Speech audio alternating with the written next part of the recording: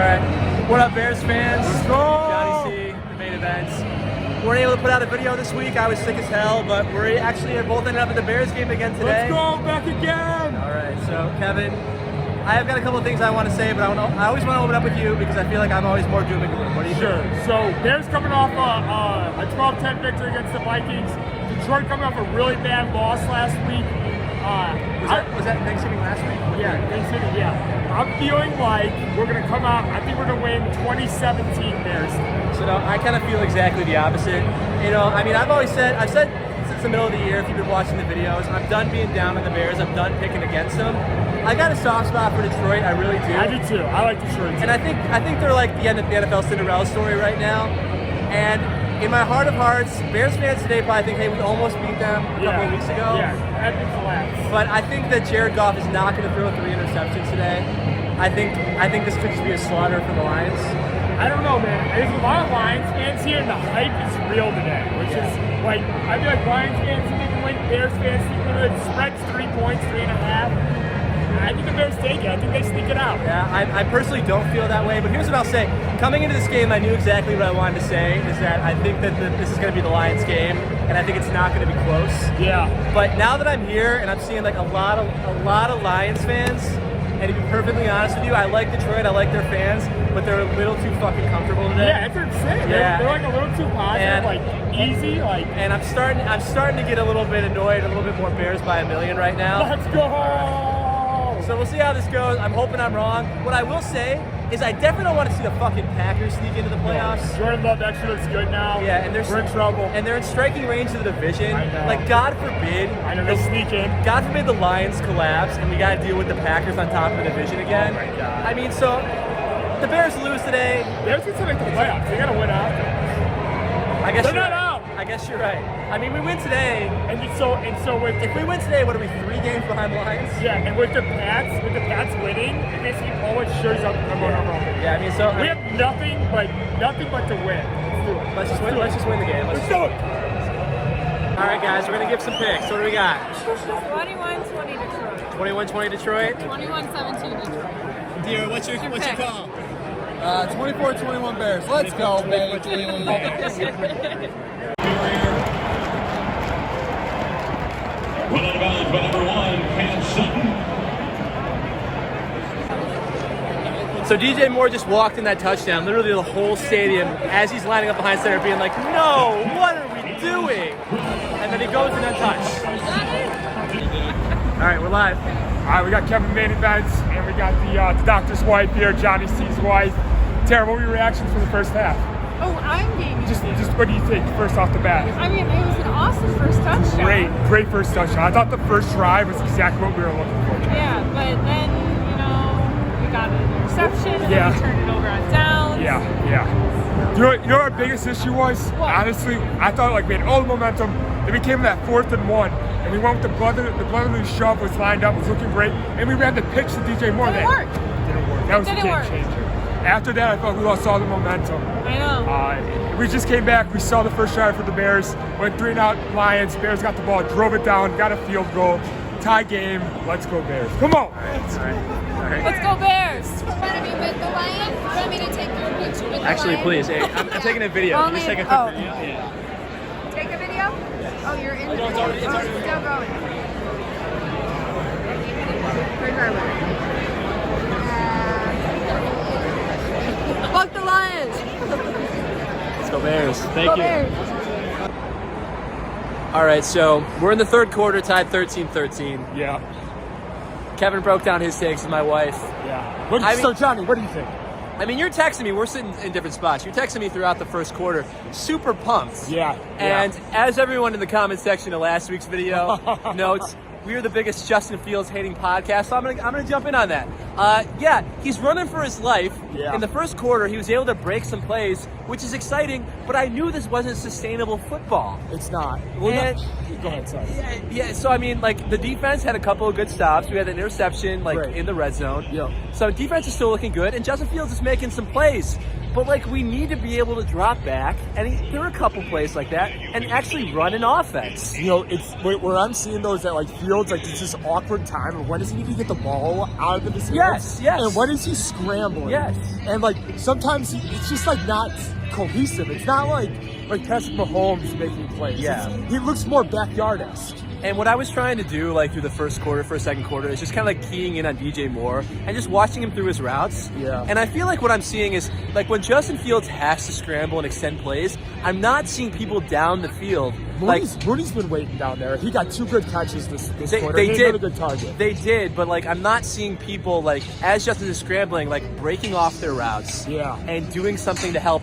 Like, you never see Justin Fields scramble for 5 seconds and then deliver a ball downfield. It just doesn't happen. Yeah. And I think if he wants to be a scrambling quarterback, I think that's what we got to see. Yeah. It was good, though. It's encouraging. 13-13. John, you did miss a scramble play at the start of the third. It was to DJ Moore. It was like a third and long. Great play. Okay, I guess I didn't see that one. I think Fields can do it. I think we can take home this game. I really do. I think we can do it, John. Hey, if anyone is live betting right now, put all your money on Detroit.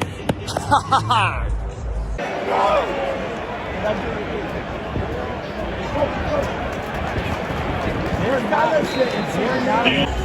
was awesome. That's all we got to say?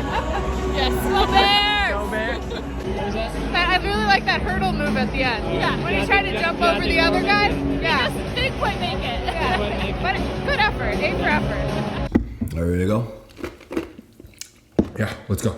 All right, guys. Picking back up, same night as the game.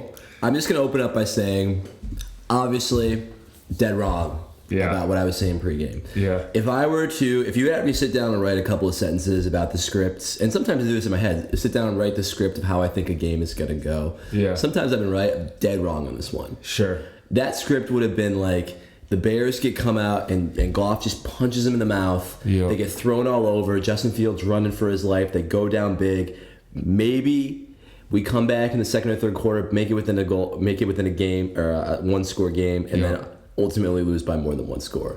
That's what you thought? That's what I would have written. Yeah. And I was dead wrong. Yeah. Happy to be. That was like awesome game. Awesome game. Super happy about it. Yeah, I came in. My pregame prediction was 2017. I had the Bears winning, and I thought it was gonna be a tighter game, honestly. And like, you obviously heard at halftime, like I thought there was a lot of momentum was swinging towards the Lions. No, 100%. And it felt like going into halftime, the Lions, they just scored, they just got another score, and they're getting the ball at half, kind of like that Belichick special. Yeah. Like you score right before the half and you get the ball back. Yeah. And I'm like, I have it in my mind, I'm like, oh no, like we're going to collapse. And then like, I think the biggest thing about the Bears, like second half of the season, has been the defense. Defense just locked it down. Like, they didn't give him another shot. Like it was amazing. The offense had all the momentum. They had the 2 long drives. Yes. Like the defense could not get off the field on third down, but then in the second half, they just the Lions couldn't do anything. And you said you thought Goff was going to come out and fucking punch us in the mouth. Like I felt like that defense came out like swinging. They did 2 interceptions, a recovered fumble. Sweat's out there, like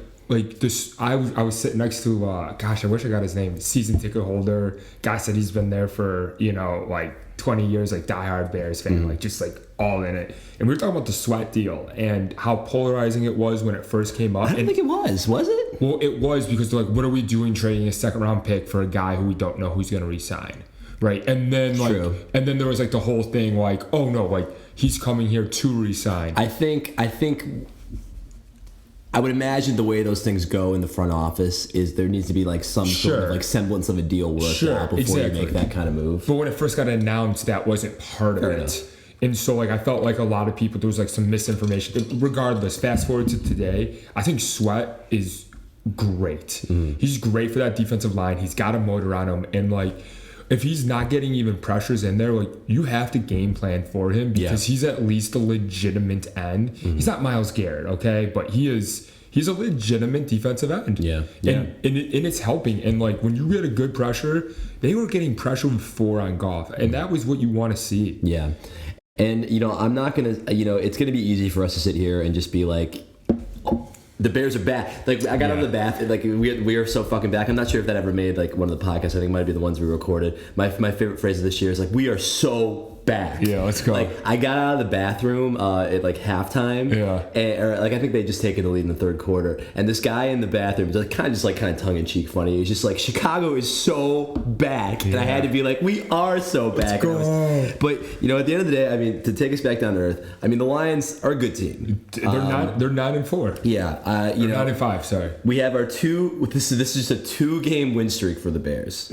I mean, when you put, what it is when you have one game and you win a second game, you know what that's called, right? It's a winning streak. That's called a winning streak. And you know what? We got to take this dub, and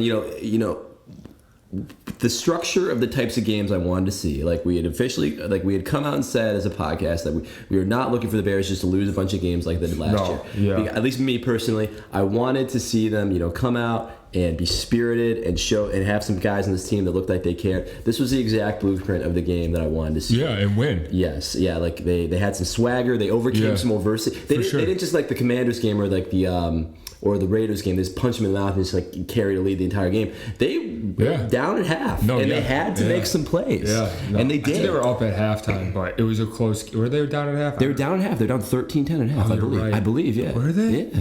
Yeah, it was definitely a really good game. 13-10 and a half, you're right. Yeah. The Bears scored 10 in the first and 13, and the Lions scored 13. Yeah, it was a really great game. Looking at the Detroit side of the ball, I actually missed a little of the pregame intro because we were trying to do that. Mm-hmm. I hope Chicago Bears fans gave Monty a standing ovation of some sort of anything. I didn't see that either, but I doubt it. But do you think he deserves a standing ovation? I don't know, man. When he got his first carry, I stood up and clapped. Personally, Why? I did.